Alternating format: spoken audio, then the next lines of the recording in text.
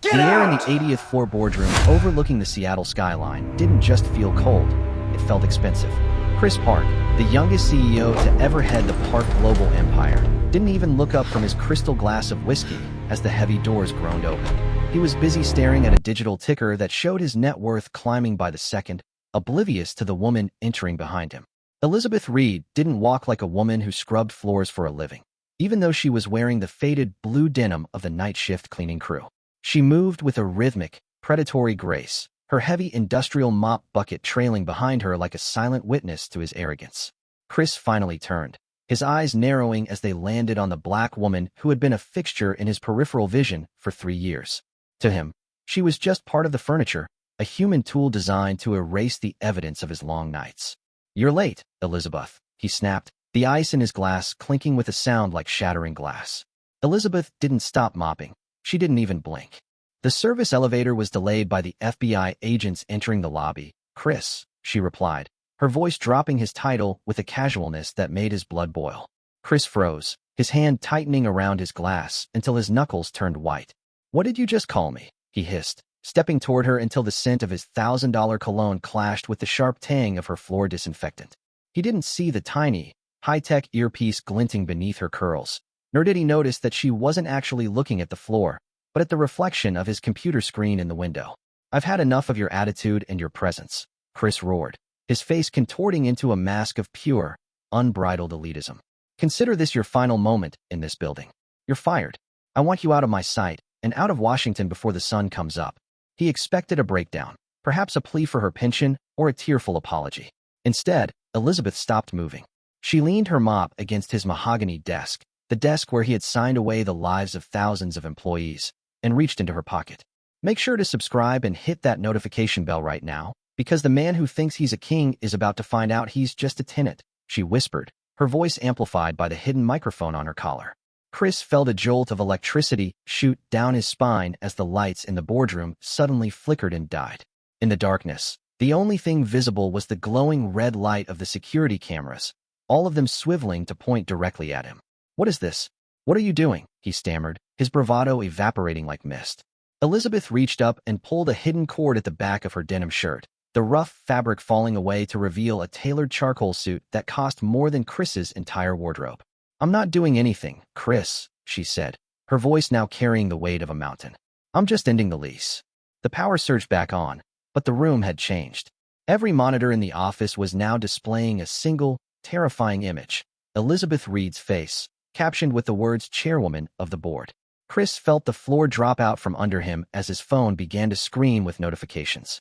His father, the man who had built this empire in New York and California, was calling, but Chris couldn't move his hand to answer. He watched, paralyzed, as Elizabeth walked to the head of the table, the seat he had occupied for 5 years, and sat down. She didn't look at him with anger. She looked at him with the cold, calculated pity of a predator who had already won. "You see, Chris, when you treat the people who clean your office like they're invisible, you forget that they're the ones who see where you hide the bodies." She tapped a button on the table, and the sound of sirens began to wail from the street below, 80 stories down. "The FBI isn't here for the janitor, Chris. They're here for the CEO."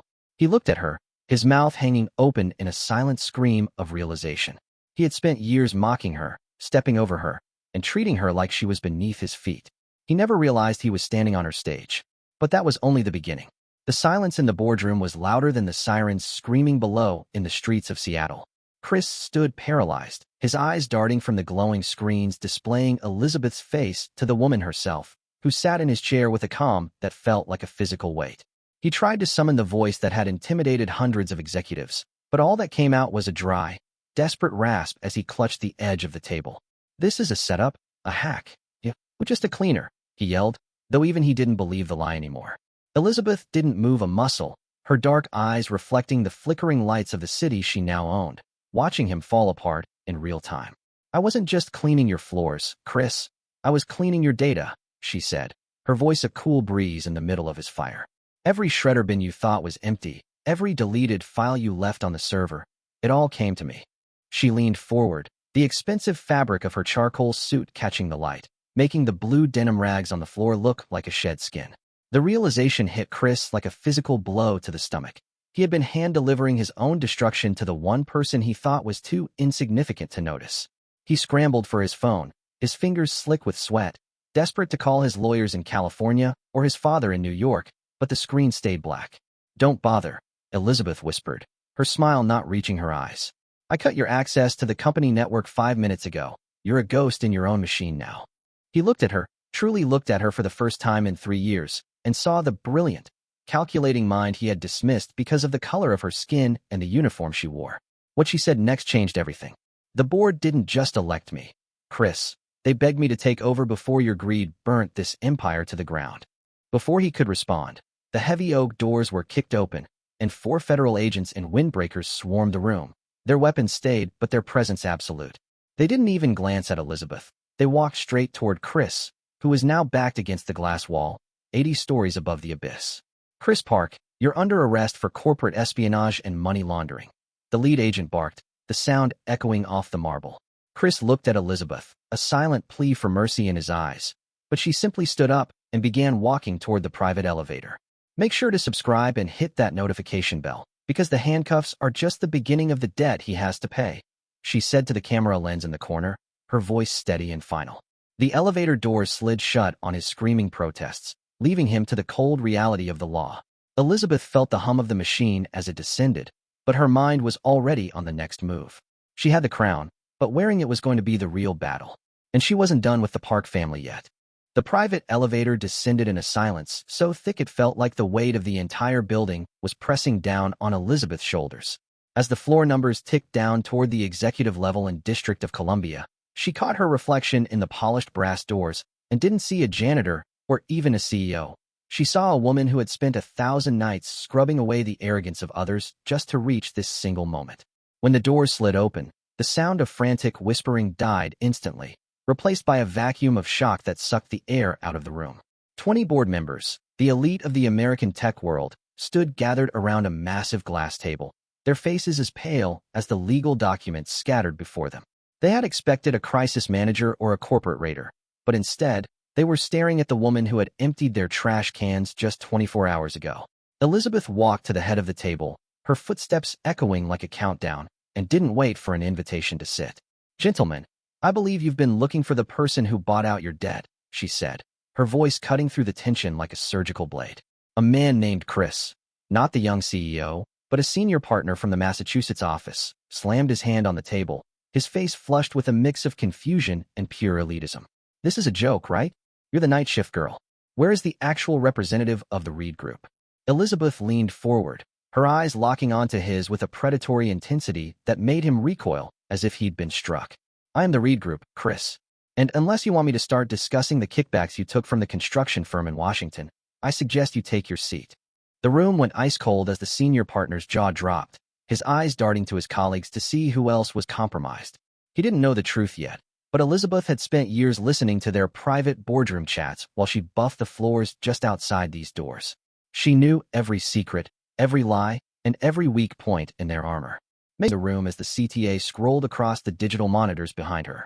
She reached into her briefcase and pulled out a stack of red folders, sliding them across the glass table like a deck of cards. Inside these folders, you will find 2 things, a resignation letter and a non-disclosure agreement. The senior partner laughed, a dry, nervous sound that echoed hollowly in the high-ceilinged room. "You can't fire the entire board, Elizabeth. The company would collapse in an hour." Elizabeth smiled, a slow, dangerous expression that never reached her eyes. "I didn't buy this company to run it the way you did. I bought it to rebuild it from the ashes of your greed." What she said next changed everything. "Security is already waiting outside your homes in New York and California to escort you to the federal building." The silence that followed was absolute, broken only by the distant sound of a siren on the street below.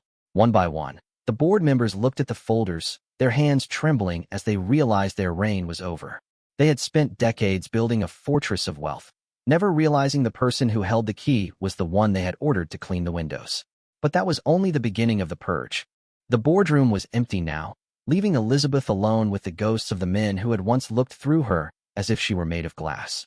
She stood by the window, watching the rain wash over the New York skyline, her reflection merging with the city lights until she looked like a titan carved from the shadows themselves. She knew that firing the board was the easy part. The real war was the one David's father, the chairman, was currently waging from his estate in Connecticut. Her phone buzzed against the cold glass of the table, a private line that only 3 people in the world possessed. It was a message from her lead investigator, Chris, a man who had been her eyes and ears in the shadows for a decade.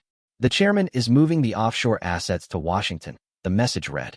Elizabeth's grip tightened on the device, her eyes narrowing as she realized the old man was trying to burn the house down before she could move in.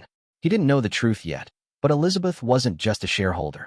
She was the architect of his debt. Every loan he had taken to keep the Park global empire afloat over the last 5 years had been funneled through her shell companies in California. She had been the one keeping him alive, waiting for the perfect moment to pull the plug. Make sure to subscribe and hit that notification bell right now, because the hunter is about to become the hunted in the most expensive game ever played. She whispered to the empty room, her voice a promise of the chaos to come. She grabbed her coat and walked toward the exit, but as the elevator doors opened, she found herself face to face with David's younger sister, Sandra. Sandra wasn't like her brother. She was sharp, observant, and had always been the only one to offer Elizabeth a nod of respect in the hallway. Now, Sandra stood there in a rain-slicked trench coat, her eyes red from crying, but her jaw set in a line of defiance. I know who you are, Elizabeth, Sandra said, her voice trembling but not breaking. And I know why you're doing this.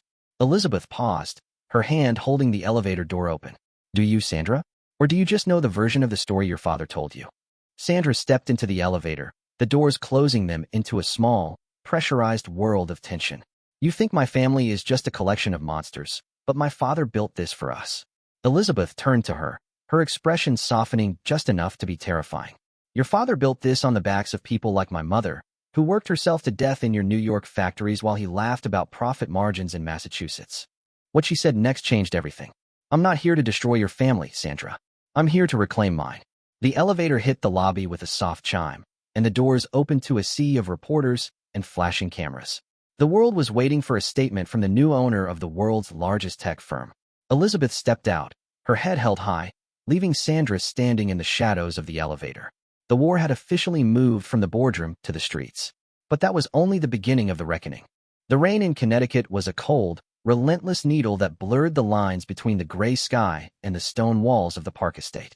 Inside the library, David's father, the chairman, paced the length of the room like a caged beast, his phone pressed so hard to his ear it left a white mark on his skin.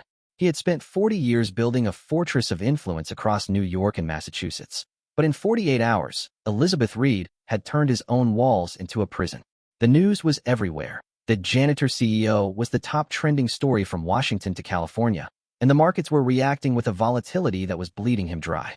A heavy knock at the double oak doors made him jump, his whiskey glass clattering onto the desk.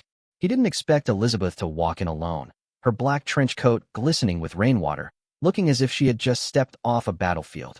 How did you get past my security? The chairman roared, his voice cracking with a desperation he couldn't hide. Elizabeth didn't stop until she was standing directly in the center of his Persian rug, the very spot where she had once spent hours on her knees scrubbing out a wine stain he had made in a fit of rage.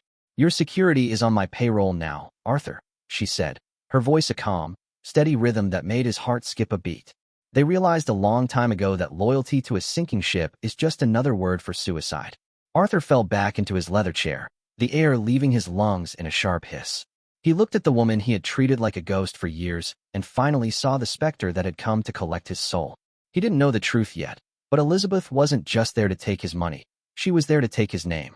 What do you want? He whispered, his eyes darting to the safe behind the portrait of his grandfather. Make sure to subscribe and hit that notification bell right now, because the price of a life is about to be negotiated in the dark, and it's higher than any of them expected, Elizabeth said, her eyes tracking his movement toward the safe with a terrifying precision. She reached into her coat and pulled out a single, yellowed photograph. A picture of a young black woman standing in front of the very factory Arthur had shuttered 20 years ago. This was my mother, Elizabeth said, her voice dropping to a whisper that carried more power than his loudest shout. The woman you denied medical leave to. The woman you told was replaceable when she collapsed on your assembly line. Arthur's face went from pale to a sickly gray as the memories he had buried under layers of profit and prestige came rushing back to the surface. He realized now that this wasn't a corporate takeover. It was a ghost story. What she said next changed everything. I didn't just buy your company, Arthur. I bought your debt, your estate, and even the air in this room. She stepped closer, her shadow stretching across his desk like a dark hand. By tomorrow morning, every asset you own will be frozen, and the name, Park, will be synonymous with the biggest fraud in American history. Arthur tried to stand, to fight, to scream, but his body wouldn't obey. He watched as Elizabeth turned and walked toward the door, her coat swirling around her like a dark cloud. "Wait," he cried out, his voice a broken plea. "There has to be another way. I'll give you whatever you want." Elizabeth paused at the door, her hand on the cold brass handle. She didn't turn around. "You already gave me everything I wanted, Arthur. You gave me your shadow." She stepped out into the rain, leaving the old man in the silence of his dying empire. The final pieces were moving into place, and the endgame was only one sunrise away. But that was only the beginning of the end. The sun began to rise over the Potomac River, casting a long, golden light across the District of Columbia that felt like the first breath of a new world. Elizabeth Reed stood on the balcony of her new headquarters, the denim jacket of her past now framed in glass in the lobby below as a reminder of where she had started. The news cycles were frantic, reporting on the total collapse of the Park family's influence from New York to California. But here, in the quiet of the morning, there was only peace. She watched as the first staff members began to arrive, people of all backgrounds who would no longer be invisible in their own workplace. Her phone chimed with a final message from Chris, confirming that the last of the legal filings in Washington had been processed. The transition was complete, and the Reed Group was now the undisputed leader of the industry. Elizabeth turned back to her desk, where a single, small black card lay resting on the mahogany, the key to a future she had built with her own two hands. She knew the road ahead would be challenging, but for the first time in her life, she wasn't cleaning up someone else's mess. She was creating something that would last. Make sure to subscribe and hit that notification bell right now, because this journey is just beginning, and you won't want to miss how we change the world together, she said, looking directly into the lens of the camera that was broadcasting her first address to the global team. She sat in the chair that had once belonged to a man who didn't know her name and opened her laptop to a blank screen, ready to write the first chapter of a better story. The justice she had sought wasn't just in the money or the power, but in the fact that no one in this building would ever feel small again. What she did next changed everything for the thousands of employees waiting for her lead. She didn't issue a demand. She issued an invitation to build a legacy of respect. The era of the Parks was over, and the era of Reed had begun with a silent, powerful promise kept. As the screen faded to black, the legend of the janitor who bought the world was already becoming a part of history.